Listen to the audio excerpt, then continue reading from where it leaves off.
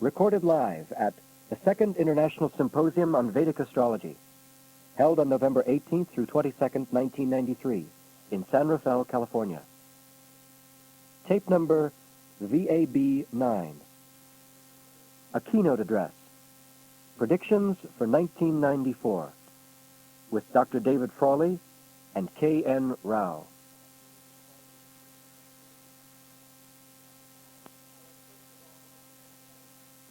And I would first of all like to thank the people who have brought this together.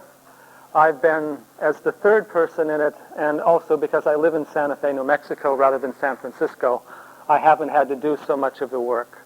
So you should know that Dennis Harness and Stephen Kwong have worked very hard. They have spent hundreds of hours putting together this program, which has required the sacrifice of their own personal time. Doing this program has been for the two of them their sadhana and their tapas for the year and for the second year in a row. So it is because of their dedication to this whole cause of Vedic astrology and their selfless service that this has occurred. So I want you to give them another acknowledgement for their work.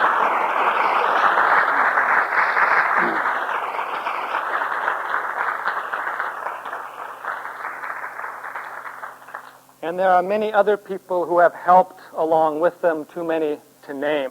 But we'd also like to acknowledge all the people who have given their time and their help to this cause as well. So if you could give that to the other workers involved. Thank you.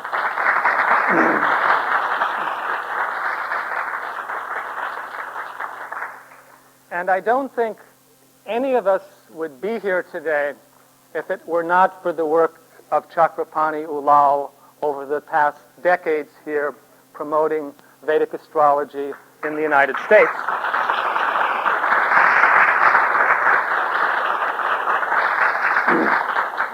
He is the father of Vedic astrology in the United States. Previously, everyone called it Hindu astrology and looked at it as some sort of ethnic type cult. He promoted it as Vedic astrology, and he has gotten the recognition of that term for that reason. So we are very happy that he is continually with us and speaks for us here every year. There is another event that is happening this weekend. We are also happy to announce that the American Council of Vedic Astrology is in formation.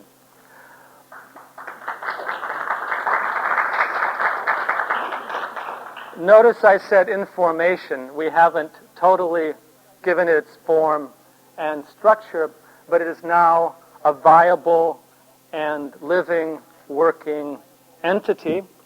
We are directly allied with the Indian Council of Astrological Sciences in India. Last year we had Dr. B.V. Raman out, and he has become the honorary chairman of this council for us. And we are also now directly allied with Mr. K.N. Rao, who is the vice president of the ICAS in India and runs the largest school of the Indian Council of Astrological Sciences in India in Delhi. In fact, it is the largest astrology school in the world. They have 400 students in a 2-year plus program. They have had to turn 200 people away. There's so much into astrology in Delhi, the students they turned away have been very upset, even threatening and criticizing the people for not being able to teach them. So this council is going on, and we are going to be giving it a more formal structure as the week goes on, and we will let you know how that develops. The whole idea of American Council of Astrological Sciences is to bring a consistent, thorough, and comprehensive way of teaching Vedic astrology in the West. So this council is dedicated to the classical principles of Vedic astrology, but to making these clear, understandable, rational, modern, testing them out, doing the case studies, the research, so that not only can we show how they work, but why they work as well. Are we going to have to change our... are we going to be changing our mics here or something? No. I'm just trying to figure out what you're doing. So we are very happy to establish that council. We welcome participation in it, and we will let you know more of the specific details as to how that goes along. We are planning educational projects, additional seminars, establishing regional centers for the propagation of Vedic astrology. We will have regional teachers, regional groups, study groups, and so forth. We will have a meeting later on in the symposium to address this more specifically. So now I'm going to come to the main part of my talk, which is introducing Mr. K. N. Rao. There are many Vedic astrologers in India. Many of them are actually not very good astrologers at all. There are also some Vedic astrologers of the highest caliber and the deepest understanding. I was very fortunate to meet Mr. Rao last December in Delhi, where he stays. It was a fortunate event. He was one of a number of people I happened to be going to meet in Delhi. Fortunately, my hotel happened to be right next door to where he lived, and that made it very convenient to walk there, and it was another indication of the necessity of that contact. Now, astrology in India has gone through many stages. In recent years, like any other culture, with the advance of science and technology, the development of Western culture, and also Western political values, astrology has tended to be devalued. Also, many of the astrologers, following more rules of secrecy and family traditions, have either kept their astrological knowledge private, or in some instances, they have let it pass away with them rather than passing it on. So Mr. Rao represents, I think, the most dynamic spokesperson for Vedic astrology in India today. He is not an ordinary astrologer. He is actually, we could describe him as a dignitary. Many of the spiritual and political leaders of India go to him on a regular basis. In fact, I was going to be doing some traveling, so he gave me a list of great spiritual saints and sages in almost any city to go visit. He arranged a personal interview for us with the Shankaracharya of Kanchipuram, which is regarded by many as one of the most sacred seats of the Hindus in India. Leaders of all political parties go to him.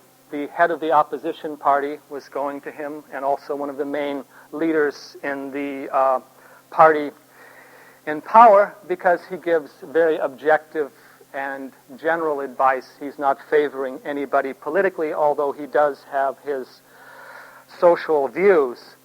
His house in Delhi, I consider to be the brain center of India. In the evening there, everybody comes through. You will see some of the leading politicians in India. You will see spiritual figures, intellectual figures, Westerners. You don't have to travel throughout India. All you have to do is go to Mr. Rao's house. Not only that, he brings out the charts of all these people, and he can explain in lucid terms of Vedic astrology the secrets, the inner understanding of their lives, and also everything that is happening in the nation. And with his emphasis on mundane astrology, he can also show what is happening throughout the rest of the world. So Mr. Rao's house is a universe in itself. I was very lucky to spend a number of days there with him. He is also the head of this school we mentioned, the Indian Council of Astrological Sciences. They do regular classes in both English and Hindi. They have a 2-year program. They teach you in a systematic, detailed, and logical manner how to do Vedic astrology. I discussed astrology with some of the 1-year graduates, and they made me feel ashamed of what I know. I discussed astrology with some of the 2-year graduates. I would think I would rather hide in the corner than talk to them about astrology. And the teachers were absolutely extraordinary. He has some 20 people trained as teachers, including Dr. Charak, who is here tonight. And there are some very unique things about the approach that he is doing there. One, it is, as I said, thorough, systematic. It is based on classical principles, but they also do research into particular charts. They have whole research committees. For example, when they did this work on children and astrology for the timing of births, they went over 250 charts on some of the particular yogas and topics involved. So even though he's very classical, he tests everything out in actual charts before making a statement. Many of us as astrologers get a good idea, and then we just like to turn it into a book. We like to say this means this and this means that. He will take the time to go through many, many charts and verify all the factors involved before making a statement. So he has turned astrology into the true science that it is meant to be. He has written regular articles for the Astrological magazine in India for over 10 years. He has also now brought several books out. We have four newly finished books by him have come out just in time for this particular conference. And, many people through the years have come to me because I'm teaching Vedic astrology in the West, and they say, well, I go to this astrologer, I learn a little bit of this. I go to that astrologer, I learn a little bit of that. How do we put it all together? He has a systematic approach in his books, in his classes, that shows exactly how to put it together, all the steps, stages, priorities to use in the reading of a chart. The other day, James Kelleher and myself were talking with Dr. Charak, and they were showing us how they read harmonic charts. Many of us look at these subtle charts and we don't know how to use them. So he showed us the principles they used, and as I was talking to James recently, he just took that out and started using it on some of his clients and was immediately getting very good results. So these keys, these knowledge they have. If you want to learn Vedic astrology, there are the people, there is the system, there is the books, there is the information. Unfortunately, most of it is in Delhi.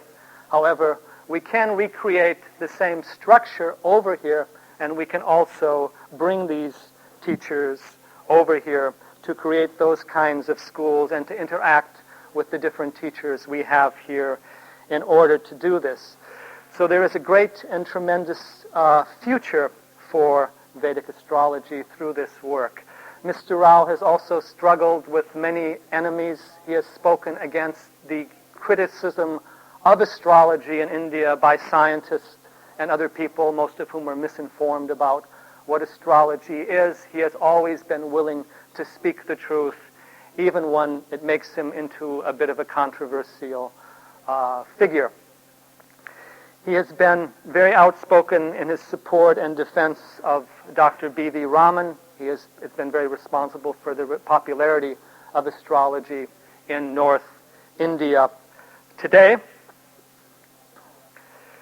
And he can show us how to apply astrology in this very logical and scientific manner, which is also spiritual. Some people say Vedic astrology is very good predictively, but it's not so spiritually sophisticated.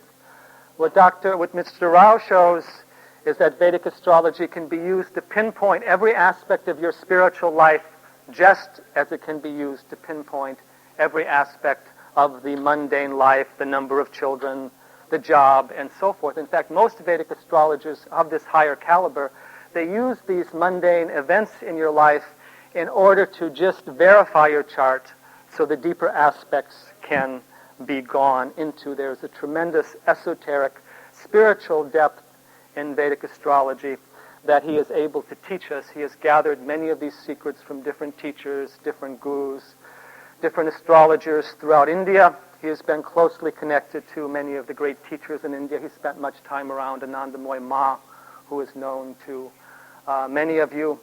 He also spent much time around a great saint named Devaraja Baba. He's not too well known in the West, but he was one of the greatest saints in modern India. So with Mr. Rao, we have not only an astrologer, but a supremely scientific astrologer, we also have a great yogi. He could just as well talk about Yoga Sutras, secrets of meditation, all these things. He is also a wonderful bhakta, or devotee. He does various Sanskrit chanting. As he's told us, he doesn't have the best voice in the world, but some of the Sanskrit melodies he has created have been taken by famous singers in India and turned into records and tapes. In India, he doesn't even charge for his readings. He's a retired government servant. He does the readings for the love of astrology. He teaches, works with astrology day in and day out. There is a charge for his consultations here. This money is going to certain charities, particularly for children, that he has working in India. So I don't want to belabor the point because he is going to be speaking very shortly. But I want you to understand what a rare opportunity you have to meet this person, how important he is for the future of astrology, not only in India, but also for the West, and how important the educational model for astrology he has created. So anyone who wants to learn astrology, the model is there. It can be done. You can become an accurate and a profound Vedic astrologer of the highest order. That knowledge is available, and he brings that knowledge. He represents it, and he also embodies it in the highest spiritual and ethical qualities. So on that basis, I would like to introduce Mr. Rao. Ki Paramanandam Krishnam Vande Jagadguru.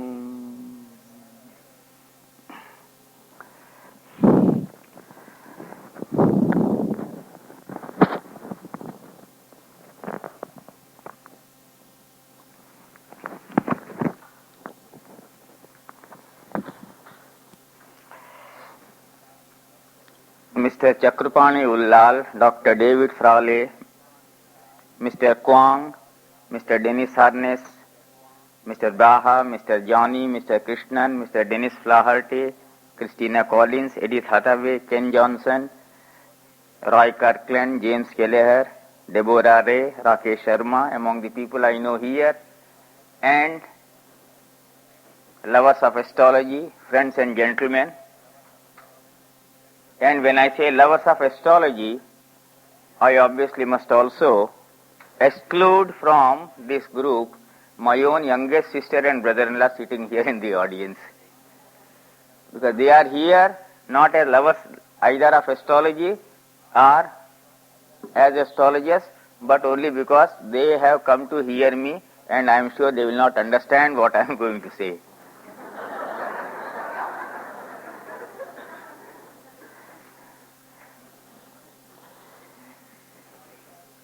Well, Dr. Frawley succeeded in dragging me out of India.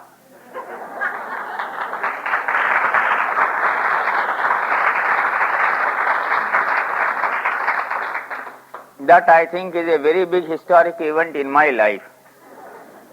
Now you may ask me, why do I call it historic?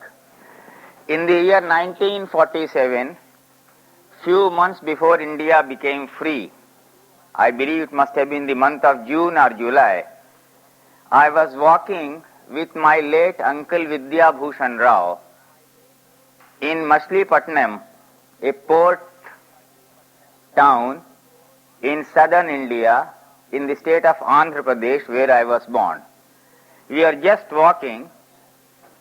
Suppose I reached just out of this hotel, and on the road I found 2 or 3 policemen in a strange dress, not the dress of the Indian policemen of the British times, stopping us.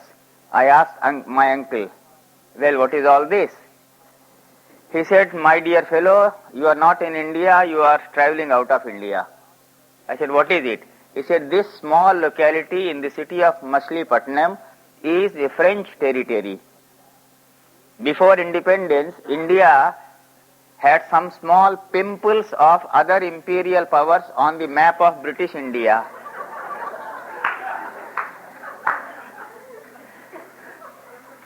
And this small pimple was a French territory. So for 5 minutes I was out of India.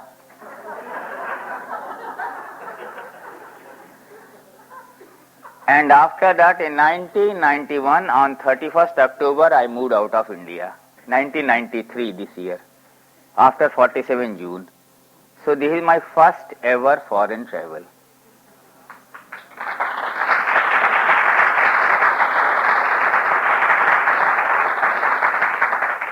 Now when I say I have been so totally unwilling to move out of India, partly it was also because I was meeting so many foreigners in India who were coming to meet me when I was a member of the Indian Audit and Account Service, from where I retired as Director General, officially in the office for the office work, in different seminars, and also for astrological consultations. I thought I would not go and discover anything outside India about foreigners which I do not know already. Because I read so much about them, I talked to them, I met them. So if you ask me, well, what is the difference? Now you experience, I say, well, perhaps 2% Indian faces and 90% non-Indian faces, no other difference. For me it is an extension of New Delhi only. But there has been some difference. Some difference which shocked me for some period. For instance, after I landed in New York, we had to change into a plane called American Eagle and come to Washington. A very small thing. Neither an eagle nor a plane.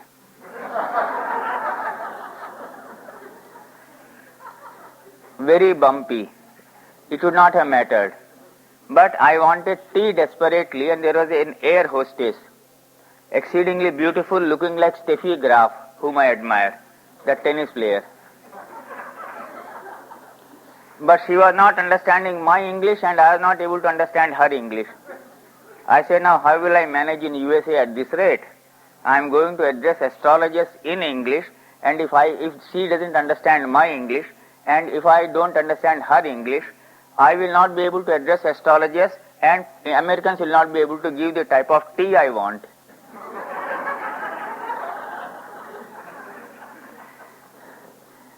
Well, this crisis continued, and till January 8, wherever I got tea in USA, it was so bad, I thought I should go back to India. But on 8th of November, when we landed in Los Angeles, Mrs. Chakrapani Ullal gave us a cup of tea.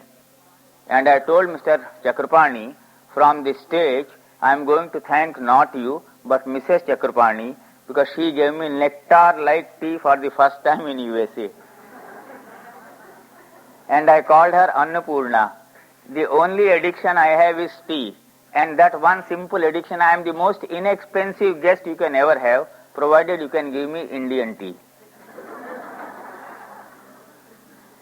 So anyway, I got it, and from there, well, here my younger sister has been managing something for me, but that standard which Mrs. Chakrapani maintained has not been maintained here yet. So that is one grudge I have.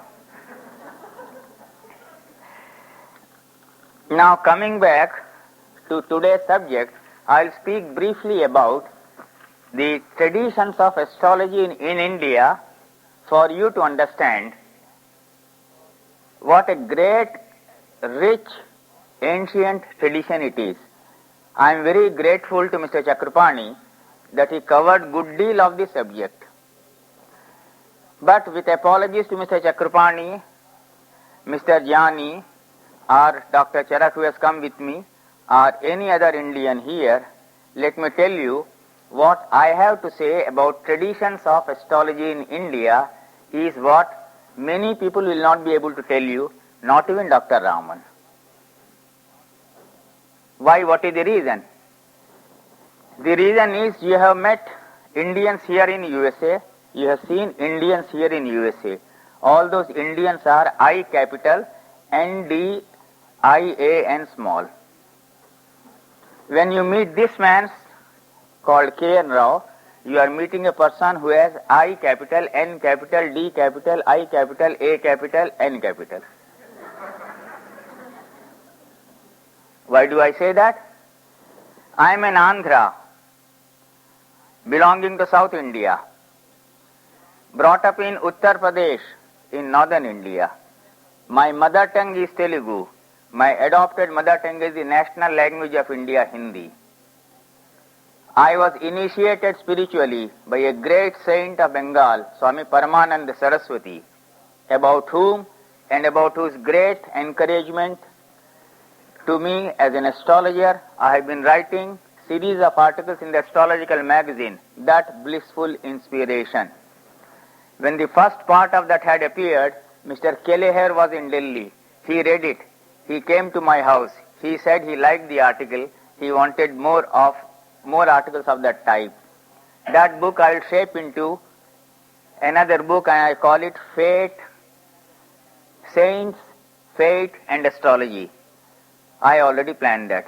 So I am a South Indian, brought up in northern India, initiated spiritually by an East Bengal person on eastern India, and my astrologer guru, though I learnt astrology from my mother, the person to inspire me was a Gujarati, Swami Bhaskaranandji from western India. So you have south, north, east, west. So I am an Indian with all capital letters.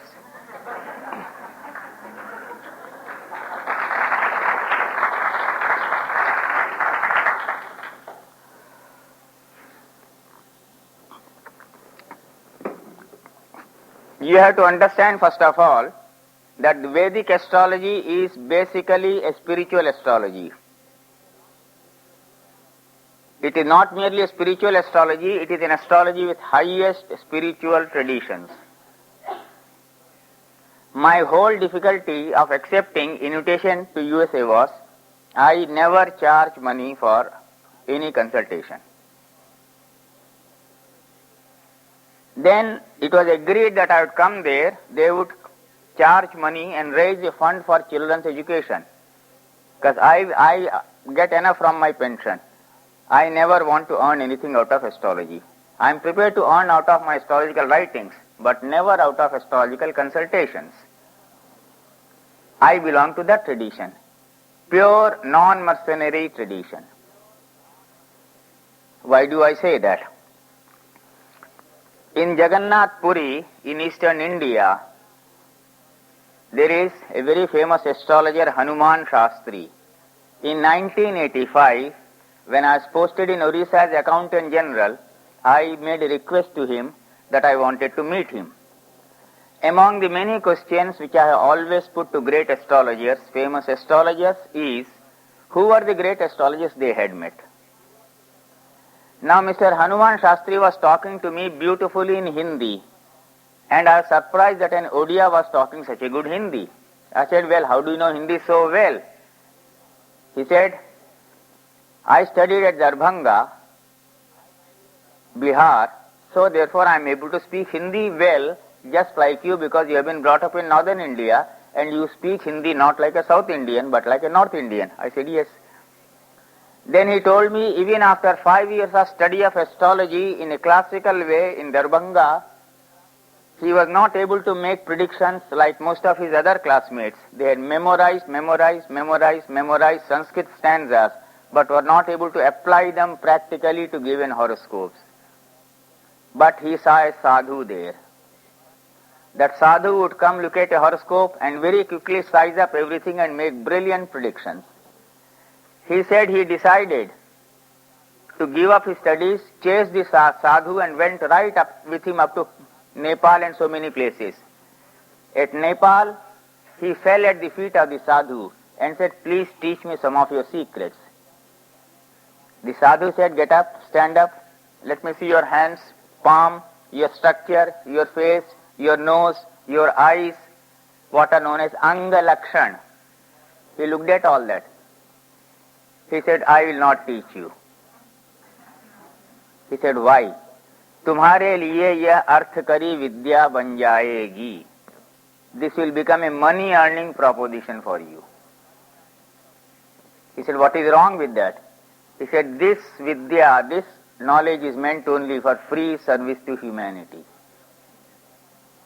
Now you can understand I belong to that extremely puritanical tradition of astrology. When I said I would not be able to move out of India, you could understand my sheer agony was I would have to violate a vow of my life which I have followed for over 50 years. And even today I am not going to violate it here. That is one spiritual tradition. Then there is the other thing known as Guru tradition. An extraordinarily great tradition, an extraordinarily difficult tradition. Do you know how Indian Gurus taught? Indian Gurus never taught like this. You are sitting and teaching and giving you regular lessons. The Indian Gurus taught you the best lessons when you are least aware of it.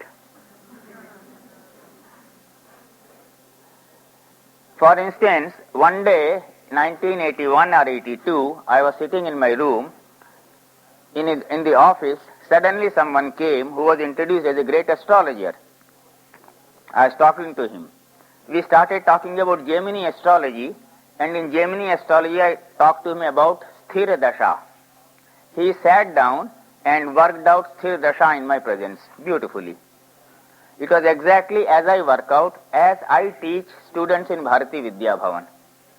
He calculated and he said, "This horoscope you have given, this man has 33 years and 6 months of life only, not beyond it." That is very correct. That man died after 33 years and 6 months. He worked out in my room.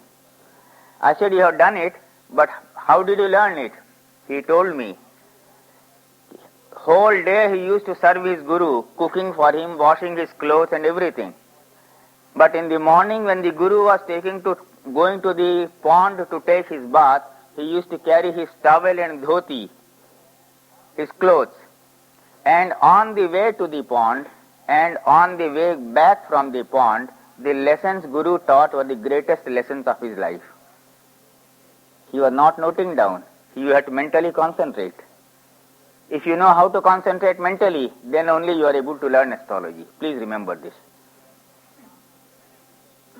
One of my greatest difficulty in talking to American astrologists has been your over-dependence on computer and calculator makes a difference to me.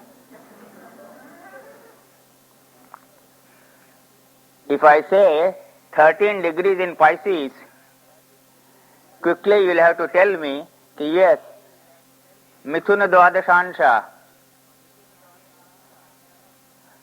Tula Namansha, Kark Dreshkona, Mithun Chaturthansha, Dhanu Saptansha. I will not allow you to see a table. I will not allow you to take your calculator out and do tuk. No. If you do that, walking on the road, I can discuss certain things because you never know when something will strike you. Don't think when you are actually sitting down with a horoscope, best predictions are striking you. It never happens. The best predictions strike you when you are least prepared for it. Remember Archimedes. Remember him, Archimedes running out of the bathroom naked and shouting, "Eureka, Eureka." That is what happens to you when you are making brilliant predictions in astrology. So that comes with a mental discipline, and Guru tradition was, I think, the greatest tradition. But in course of time that has to vanish because India has undergone a change. So the Guru tradition gave place to Kula Parampara, or the family tradition. In the family tradition, what happens? The father teaches it to his children only, he confines it to the family, does not allow the secret to go out of the family. Now what happens? In India, after the advent of the British rule, we started competing and getting into services. I got into a big government job at the age of 22. So, though I learnt astrology from my mother, I never became a professional astrologer. There was no need. My mother taught me astrology when I was 10 years old. So the best students in every Brahmin's family who could have become good astrologers became engineers, doctors, government servants, journalists, writers, professors. And the one who could not do anything in life became an astrologer.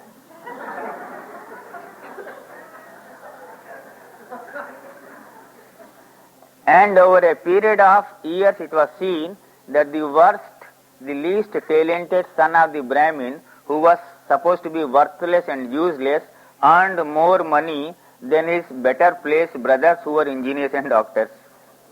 Because astrology, once it is turned into fortune telling, is a money spinner. And once astrology becomes fortune telling, it becomes not a delineation of a horoscope, not a delineation of the multicolored cosmic beauty that human life is, but that vulgar fortune telling which a fortune hunter always seeks and which a greedy astrologer always wants to satisfy. Astrology has been vulgarized because it has been reduced from that great cosmic pedestal into sheer fortune telling. So astrology has become a pop science. And astrology has become a pop pseudoscience. That is the most unfortunate part which has happened to astrology.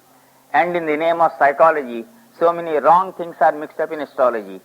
And in India, unfortunately, people who have come to the West and studied a little bit of psychology, picked up some psychological jargon, begin to take astrology and interpret too much psychology without being able to predict a single event correctly. An astrologer who cannot predict an event of the past cannot even predict psychology. It's a difficult thing for you people to digest. It may appear harsh, but that is the truth you have to face. I give you a horoscope and say, trace out 10 events of this man of past life. You don't know how to trace it out. You cannot trace out even his psychology. What is psychology? An event is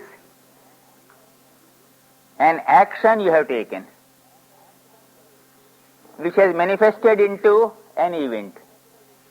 That action has been motivated by something, love, hatred, ambition. So the psychology is the motivation. The action you have taken results into an event. So when you predict an event, what you have predicted is the third stage of psychology, my dear sir. If you cannot trace out an event, your claim that you are able to do psychology very properly is a wrong claim, totally wrong claim. I have never accepted this claim. Many people in India came and discussed with me. They said, we do astrology in the West and we do psychology. I said, you can't do psychology. You are not able to do psychology. This man is going to commit a crime after 4 days, after 10 years. Can you see that psychology? Can you see that time scale? Can you see that wheel of time? Can you see that Arista Yoga? Can you see that Sarpadresh Kona? Again, when you talk about esoteric, spiritual combinations, this morning a lady was sitting with me. I don't know that she is here in the audience. I was doing her horoscope. I looked at the horoscope and I said, earlier you were devoted towards a male god, Vaishnav, Ram. She said yes. And later you turned towards a goddess, Devi. She said yes, exactly. But how did you tell this? I said, that is Gemini astrology. If your horoscope is accurate, this can be found out. The tremendous amount of esoteric astrology available in India and outside India, if you compare, you find what is available outside India in the name of esoteric astrology is not even 1% of what we have in India. You cannot look into a horoscope and say whether this man can do pranayam properly. You cannot look into a horoscope and say whether this man will have dhyan properly. You cannot look into a horoscope and say whether this man will get distracted, will suffer from antaraya, or what is known as yoga vigna. From 1978, more than 2,000 Western sadhaks have been coming to me in India only to consult me for esoteric astrology, not for fortune telling. They said, how do you point this out? I said, that is there. This is kept a secret. This is not revealed. I happen to have learnt it from a yogi, Gujarati yogi, Yogi Bhaskaranandji, who told me that there were more than 5 crore or 50 million shlokas available, stanzas available in different manuscripts of India in different places, out of which the published literature contains only 2 lakhs, which means 200,000 only. And out of that 200,000, what is available to you in English, in India or USA of Vedic astrology may be about 50,000 only perhaps. What is available to you through English translation is so little. What is available to you is 4 times more than what is available to you. And what should be available to us in India is 400 times more than what is actually available in publication. So, the greatest part of our astrology still continues to be in tradition, in parampara, in the Rishi parampara, in the Guru parampara, in the family parampara. Having referred to that, I will now come to the traditions of what you call the mundane astrology, a little bit of it. Now, when we call about mundane astrology, please let me tell you that I have followed Dr. Raman mostly and Mr. Hardev Sharma Trivedi. Dr. Raman, in his younger days, according to me, was the greatest in the world. The greatest in the world, unparalleled. I have produced 2 papers on him. I learnt his techniques. And some of the predictions he gave in the 40s about the world war will remain unparalleled. I can refer to one prediction only among thousands he has given. In 1954, he wrote describing everything. In 1962, there will be war between India and China. There will be fear of a World War II. China, USA and England, USSR will almost confront each other, but no war will take place between them. And in 1962, you in USA know, President Kennedy ordered his troops to stop the onward march of Khrushchev's missiles towards Cuba of Castro, the Bay of Pigs decision. World War III was averted. In 54, you could see that written prediction of Dr. Raman. So he knew many of those techniques. Unfortunately, he has not written any book on mundane astrology, which would have been the greatest book again. The other person from whom I have learned is a person about whom you can never hear here in USA because he writes only in Hindi.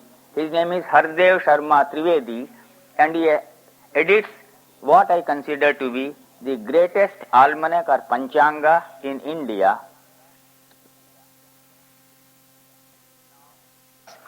Now, tomorrow they will be, I think, making you available a brief copy of this keynote address of mine. They didn't make it available here today. Now you can have roughly idea like this. Sarvatobha Chakra. This I try to put it in English for your understanding. Kurma Chakra, Saptanadi Chakra, Sanghatya Nakshatra Chakra. These are the secrets even today available with the sadhus of India. It is not available, they are not available in the textbooks. Some of these things I also got from a Mahatma, a Sadhu, a saint. Hardev Sharma Trivedi ji got it from a very great saint Amrit Vagbhav, and he made use of it. Some of the Gujarati astrologers know its secret and they make use of it for making great prediction about money, stock market. They do it brilliantly. And if Mr. Jani can find out those secrets, he can make it available to you in USA, because that is his area. But these are the great things. Now I'll come to the predictions about this year very briefly. Before that, let me just refer to one small research of mine. In the year 1984, September issue, Astrological Magazine, you can see an article by me, Part 1, The Prism of a Prediction. Mr. Kwang got those copies, 84 September issue, The Prism of a Prediction. There I make a scathing attack on the Indologists of the world, including Indians. I call them slaves. I use very strong words. As Dr. Saleh very correctly said, I created a lot of enemies. And before I die, I want to create 10,000 more enemies.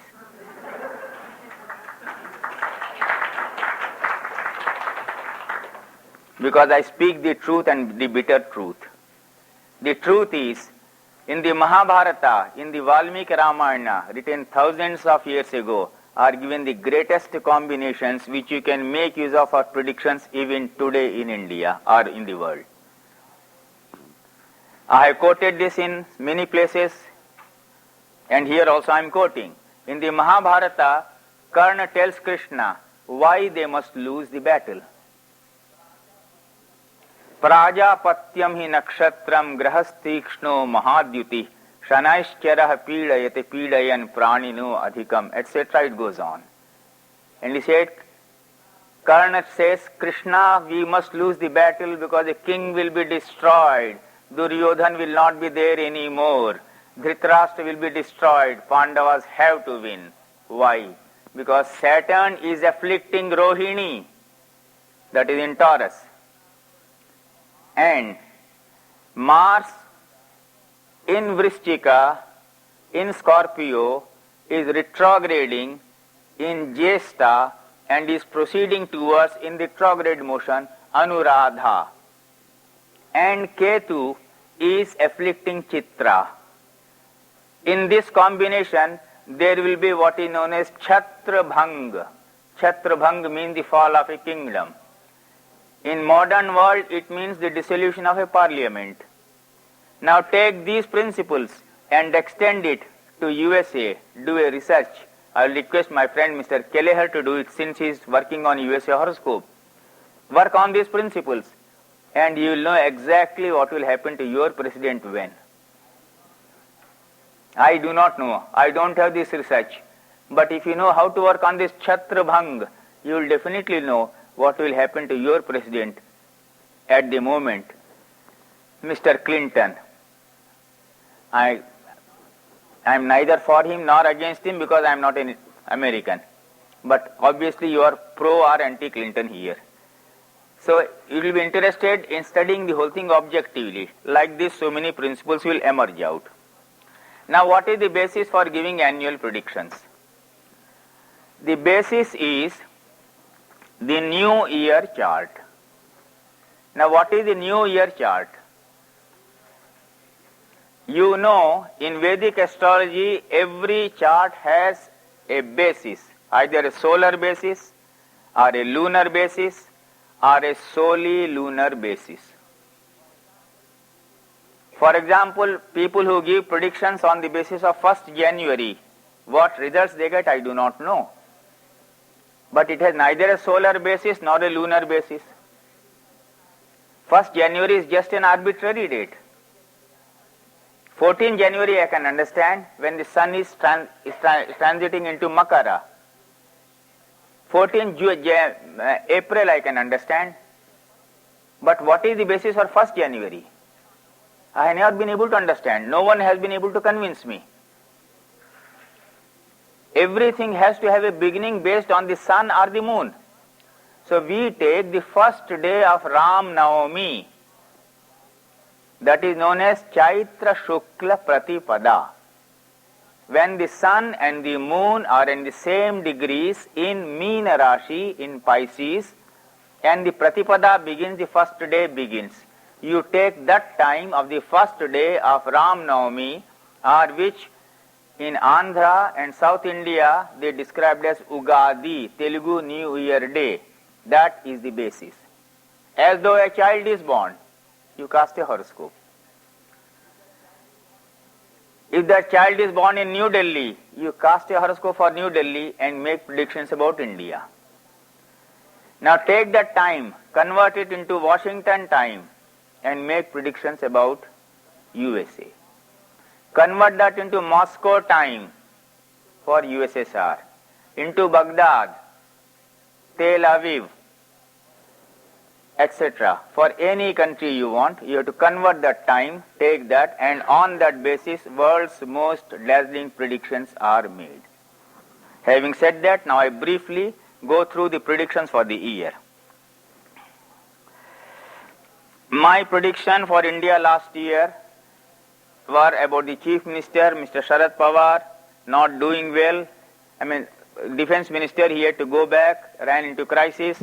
Mr. P.V. Narasimha Rao running into crisis from the month of June. In the month of June, he survived a crisis when he was accused of corruption. In the month of July, he survived a no confidence motion. By buying 12 MPs, that is the defection, money power, and he is somehow surviving. We don't have the very accurate horoscope of the Prime Minister, so our specific prediction about him has not come out correct yet. Otherwise, the crisis he has been facing has been coming out. But I, as an astrologer, as Dr. Frawley rightly told you, am interested in going into many new creative areas, not merely negative areas. Mundane predictions all over the world are sensational, negative. But I go into many creative areas. I have done many new things. For instance, one of my best predictions last year about India was that India would be able to meet the challenge of the foreign TV. Earlier, the foreign TV could have been from your country, CNN. But the BBC beat the CNN and came out with 5 channels. India was getting beaten last year. This year, India has answered the BBC brilliantly by coming out with 10 channels. And India is coming out with far more attractive programs, and BBC has become less attractive. This was a new research I had done.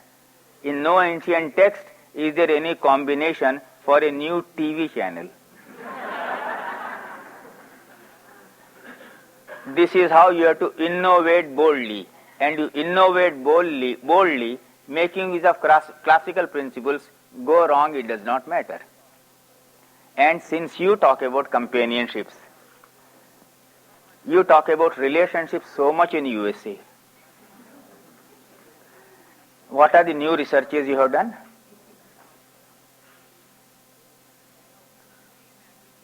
In Delhi and also here in America, when persons have come, particularly ladies, I asked them, during this period, were you in love with someone not belonging to your community or caste? They said yes. He was a Jew, or he was an Israeli, or he was a Muslim. I said, was the age difference more than 5? They said more than 10. Even that you can find out if you do research. You can find out that also. You have to extend those principles. You say, how does this come out? It does come out. One English boy had come to me in 1980-81 in Delhi. I was seeing the horoscope. When foreigners come, I talk about their sex life more freely. When Indians come, I sit like a fool. If I tell an Indian girl you have been in love with someone, she will take the shoes and beat me up and go back home. If I tell an American girl, she will say, tell me who will be my next lover.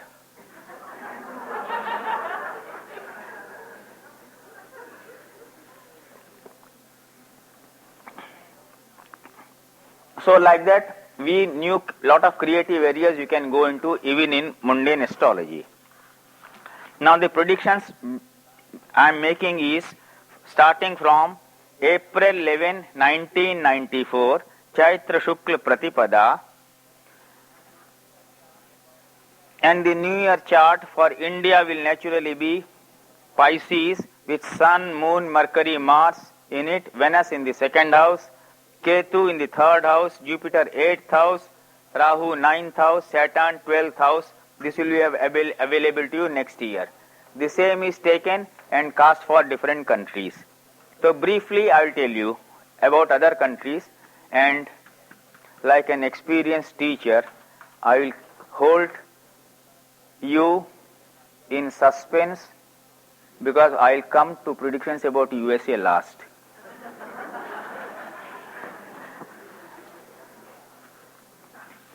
Iraq.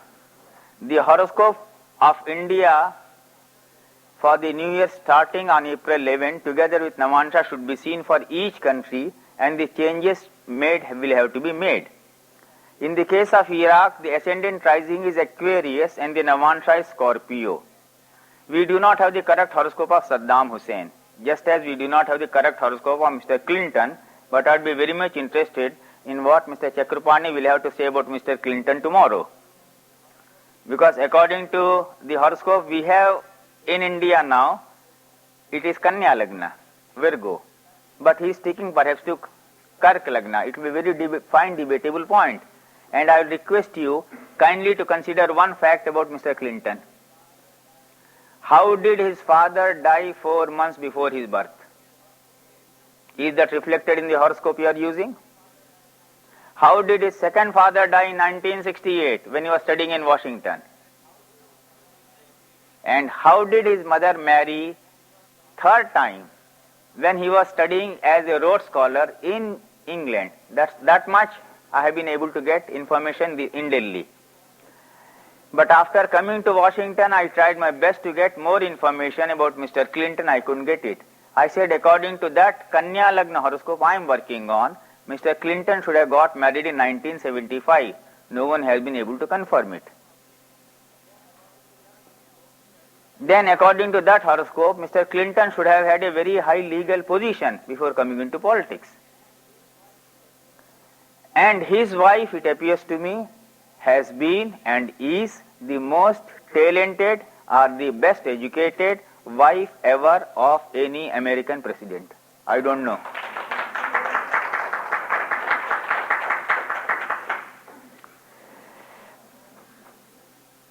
So about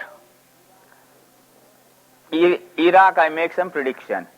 Now you people have been bitten by the same bug with which Indians have also been bitten, and the bug is known as Nostradamus.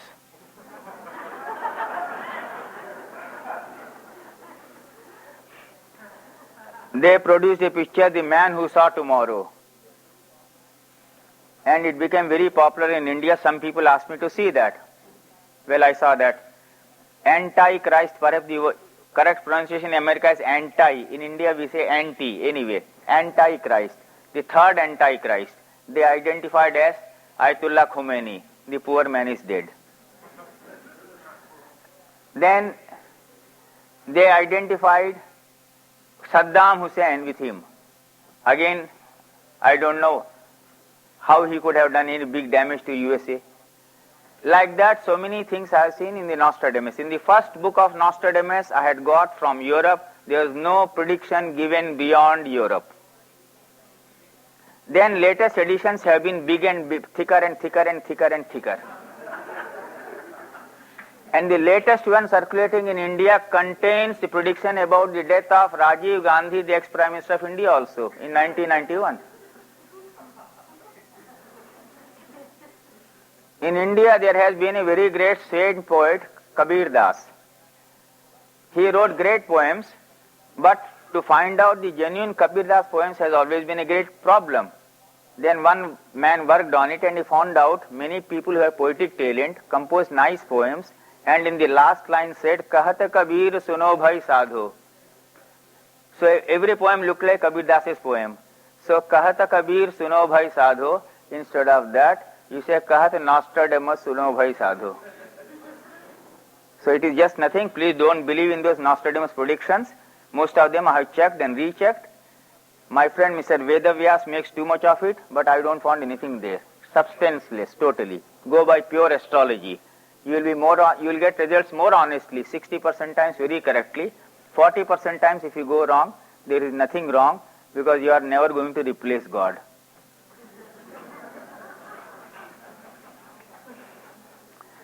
Now what appears in 1994 is, with Rahu in the 10th house aspected by Saturn, there is going to be a major shake-up in Iran, and so Saddam Hussein may not stay. But I don't have his horoscope, I cannot make any other prediction. In the case of Israel, though the intentions appear to be very idealistic with neighbors, yet there seem to be a lot of difficulties with its own neighbors. Israel will still be involved in some border clashes, but it will come out with some very strong draconian legislation. It may amend its constitution. Now these details will be available to you tomorrow when they give the book. In the case of Japan, my own reading is, well, Japan, which was holding US economy like this with both hands tight, will release one hand and turn it towards India. Japan is turning towards the Asian market, rest assured. And Japan is going to turn towards Asian market in such a big way that USA, which is interested in the biggest market available in Asia, in India, of 24 crore or 240 millions, will find the bitterest competitor not on the soil of USA, but on the soil of India. You rest assured. USA's bitterest economic competitor will be Japan on the soil of India. That is going to happen in 94. And astrological reason I have given, but I will not discuss that technically here. In a classroom I would have discussed it. I will skip over this. I will go to China. Now, when you are tallying two horoscopes for living together, for lovers or for marriage, you know you avoid 6, 8 positions. And if in an annual horoscope, the Lagna, the ascendant rising, and the Navansha happen to be 6, 8, it is going to create tremendous lot of tension. Unfortunately, in the case of China, both the ascendant rising and the Navansha is 6, 8 with USA. 6 and 8. Which means USA and China are going to have much tenser relations next year than what they have already this year. How it will trigger off will have to be seen. Maybe USA will want China not to become stronger nuclear power. From there some difficulties may arise. And why should China care for USA's non-proliferation treaty? You have your own nuclear arms and you want to preach to the world and want them not to have it. Why? So China is defying it. India is feeling humiliated by the pressure exerted by USA. So you have to understand this, that at the political level that bitterness is there. At the non-political level we have our sweet relations. So when we meet as Vedic astrologers, let us forget Mr. P.V. Narasimha of India and Mr. Clinton of USA. We meet at our level. In the European scene, well, I refer to Germany first of all. Well, before coming here, I had a very painful experience. A very tall, beautiful German girl came to me, showed me her horoscope. I was seeing that there was a terrible spell of agony for her. She loved her husband, an Indian, but she could not stay in India because her husband committed the stupidest mistake that an Indian marrying a foreigner should ever commit. He took a house in the Trans Yamuna colony in Delhi. In Trans-Yamuna colony, you have 100% over-domesticated Hindu woman as your in your surrounding. When I say over-domesticated Hindu woman, a Hindu woman who produces child and spends the rest of her life in the kitchen. And here is a German girl who believed in going to clubs, going to ballroom dances. So she said her neighbors, none of her neighbors were helpful to her. I said, you are living in a wrong locality. If you had been living in one of the posh localities of New Delhi, it would have been easier. Now her dilemma was, her husband was getting a job in Germany, but he could not go back. Why? Racism in Germany has become such a serious problem that Nazism, whether you want it or not, is rising. Last year I had made this prediction about rise of Nazism in Germany, and this year I had to make the most unfortunate prediction that Nazism in Germany is going to take a more violent turn. So a non-Indian lover, husband, cannot go and join his German wife in Germany. That is visible in the horoscope. I will stop here. French government will face lot of shocks, and stock market will receive some jolts. United Kingdom, John Major, his popularity will continue to dip, and if I had his horoscope, I would have examined it, because in 1987 I had predicted about Margaret Thatcher that she would not be able to complete her term. I had got her correct horoscope. I don't have the correct horoscope of John Major, but from the annual horoscope it appears it would be difficult for him to continue. And there is going to be sex scandal again. You have enough persons in the British royal family to provide you material.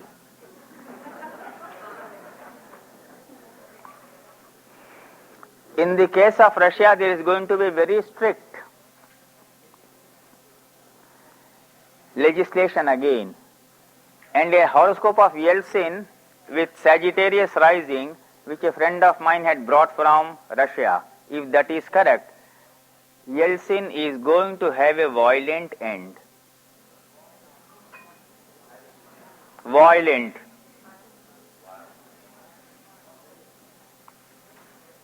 Whatever it may mean. In any case, Russia is in for a very serious change in the government in a violent way. Then I come last to USA. I'll read out bit by bit and try to explain.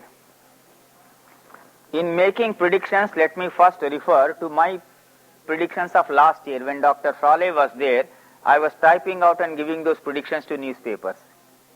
And the predictions which were already published then, in 1992 December, were 1, I am quoting, "It is the surest indication of the USA being engaged in warlike activities throughout the year, both nearer home and abroad." I made that prediction last year. What happened? You are now seeing the US involvement in Yugoslavia, Mogadishu, Iraq, which was attacked twice, and now in the neighboring Haiti. I had thought that it would be Cuba. It turned out to be Haiti. Yet the reading was that it would be one of the neighboring countries, and it turned out to be correct. The second prediction was heavy taxation will make Clinton the youthful hero of the pre-election scene look like. I will not read out because my younger sister there will get annoyed. She is the strongest supporter of Clinton. So, but his budget would make him look unpopular. He will have serious opposition. That prediction I made in December.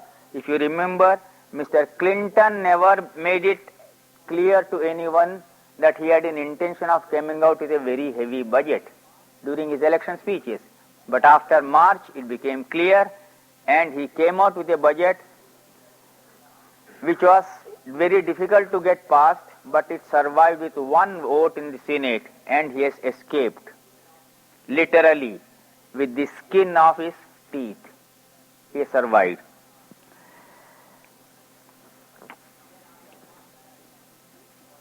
Then after March 1993, what he did? In the coming year, then another prediction was something about Russia had made some Chernobyl-like disaster. It took place.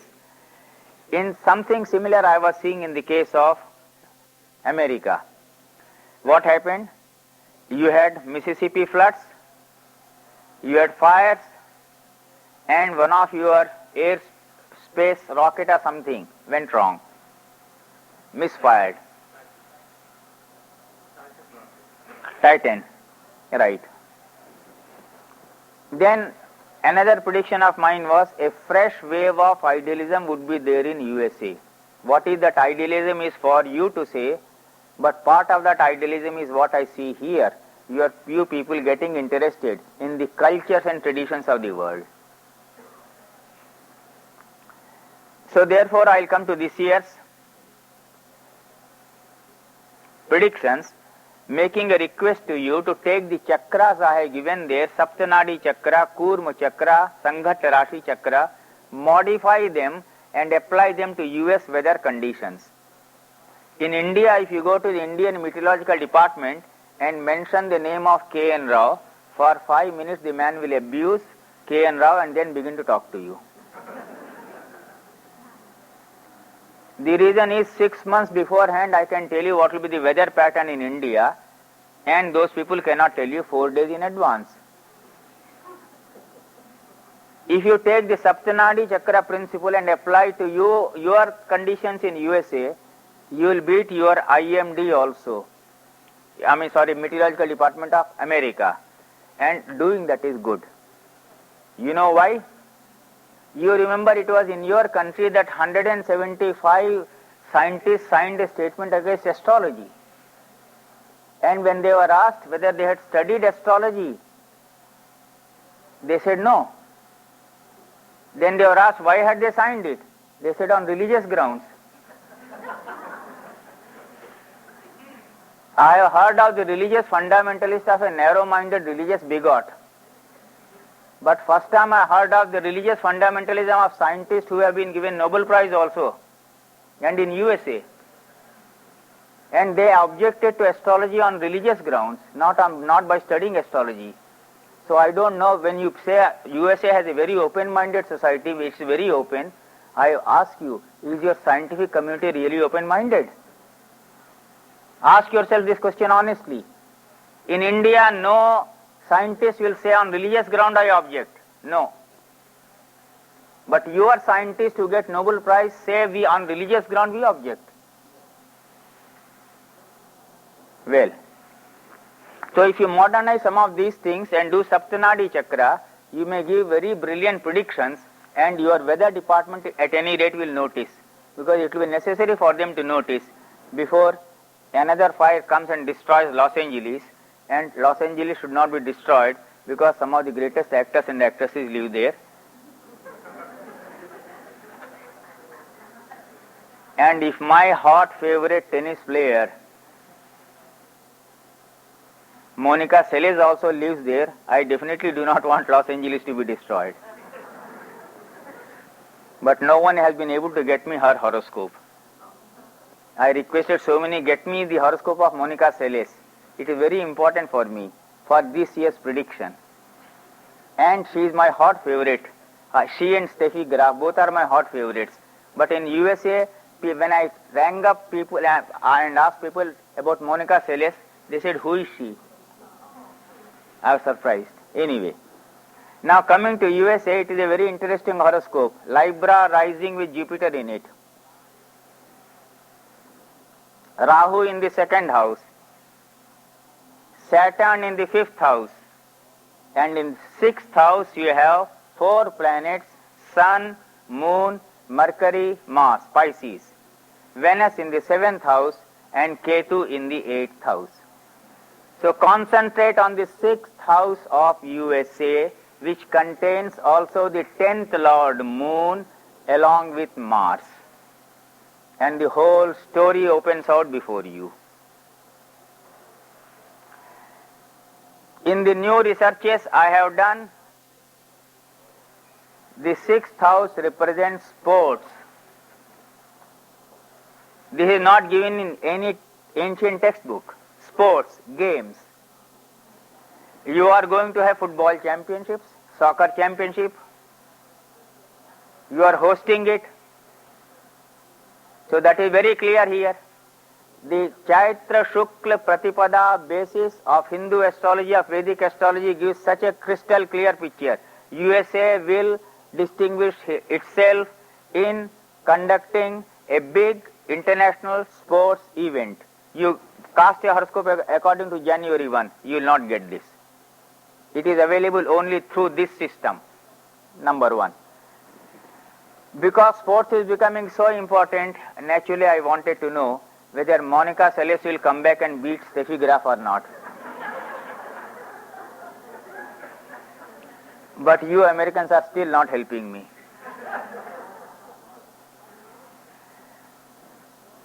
But Mars is here, so be careful. When you are holding the soccer championship, there can be some violence. You escaped some trouble already in New York. Something happened in that big building. I saw on TV. So be careful when the sports event takes place. Now the sixth house is also the house of health, great health schemes. Your idealistic president, Mr. Clinton, is coming out and is battling hard. Day before yesterday, he survived a difficult situation in your Senate when he was possibly let down by his own party men, Democrats, but he was helped by Republicans, and it was a miraculous escape for him.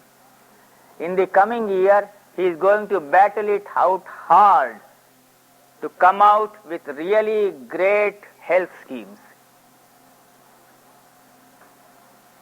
And I do not know about your medical associations and medical, shall I say, rackets, which may try to destroy his great schemes, but that man really wants to do great things for America through his health scheme. Make no mistake about it. This is the horoscope which shows that President Clinton wants to do great things for your country on the health ground. And this is the horoscope which shows that he is going to face a terrible opposition. Once again, I was in Washington.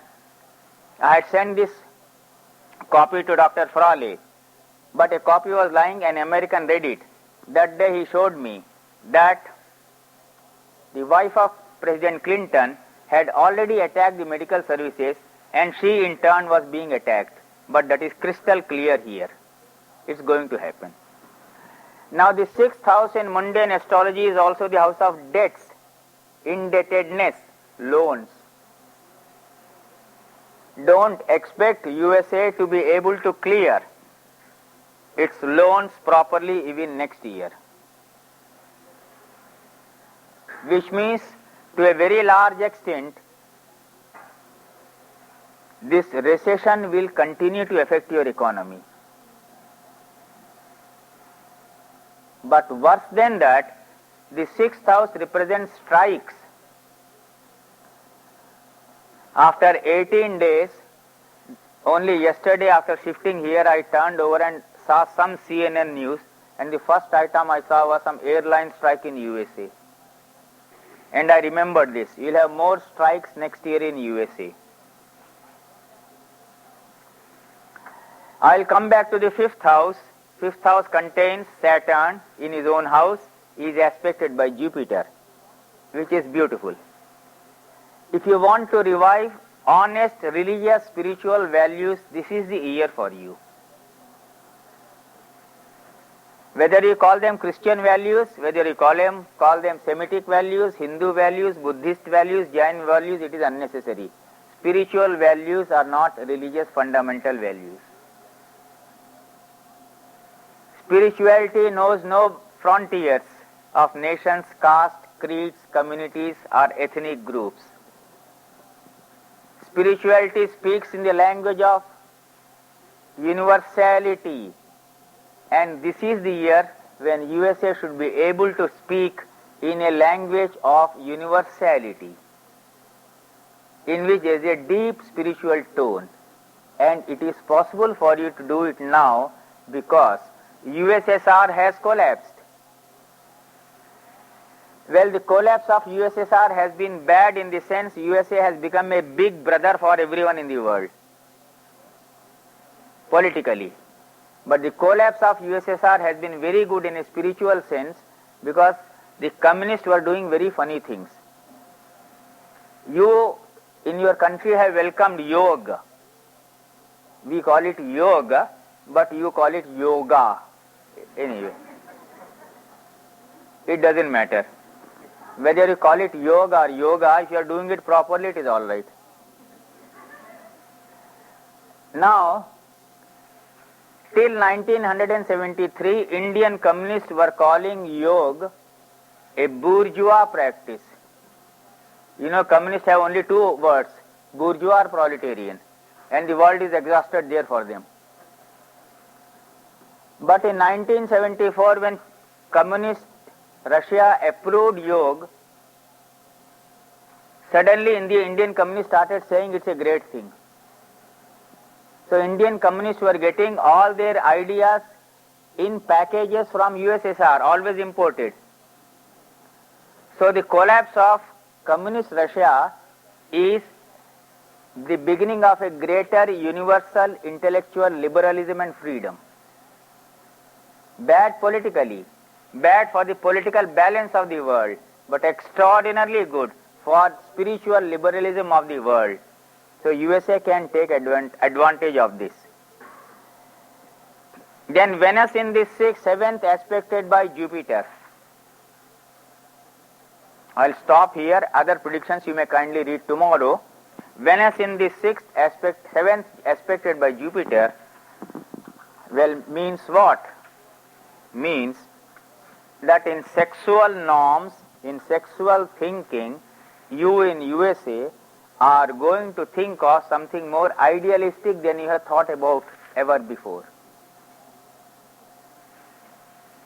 The divorce rate may be less and the marriage ideals may be better. Marriage ideals within the given social parameters of your society, within your patterns of acceptance. In India, marriage means marriage till death.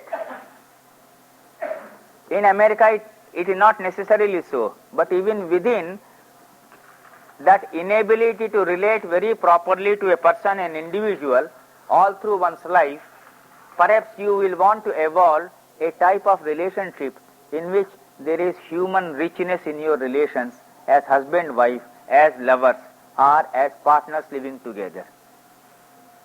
You will forge a new understanding. That is definite.